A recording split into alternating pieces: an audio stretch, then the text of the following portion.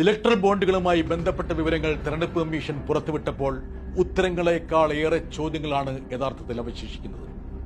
ബോണ്ടുകളുടെ serial നമ്പറുകളും മറ്റ് വിശദാംശങ്ങളും നൽകണമെന്ന് പറയാൻ സുപ്രീം കോടതിയെ പ്രേരിപ്പിച്ചതും ഒരുപക്ഷെ ഇതാകാം. ബോണ്ടുകൾക്കായി യഥാർത്ഥത്തിൽ പണം മുടക്കിയ ഒട്ടേറെ കമ്പനികൾ ഇനിയും മറനീക്കി പുറത്തു വരാനുണ്ട്.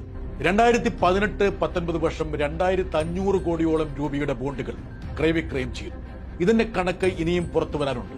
ഭാഗികമായി പുറത്തുവന്ന വിവരങ്ങൾ തന്നെ കേവല പരിശോധനയിൽ ഞെട്ടിപ്പിക്കുന്ന വസ്തുതകളാണ് പുറത്തുകൊണ്ടുവരുന്നത്. കേന്ദ്ര അന്വേഷണ ഏജൻസികളെ വേട്ടനായികളെ പോലെ പറഞ്ഞയക്കുകയും അതിലൂടെ ആയിരക്കണക്കിന് കോടി രൂപ സംഭാവന ബോണ്ടായി സംഘടിപ്പിക്കുകയും ചെയ്ത BJP തെരഞ്ഞെടുപ്പ് ചരിത്രത്തിലെ ഏറ്റവും വലിയ അട്ടിമറിക്കും അഴിമതിക്കുമാണ് യഥാർത്ഥത്തിൽ കോപ്പുകൂട്ടിയത്. ഇലക്ട്രൽ ബോണ്ടുകൾ കേന്ദ്ര സർക്കാരിന്റെ നിർണായകമായ നയങ്ങളെ സ്വാധീനിച്ചുവെന്നത് വ്യക്തം. കേന്ദ്രത്തിന്റെ വിവിധ അനുമതികൾക്കായി കാത്തുനിന്ന ഏതാനും കമ്പനികൾ സംഭാവന ചെയ്തത് 825 കോടി രൂപയാണ്.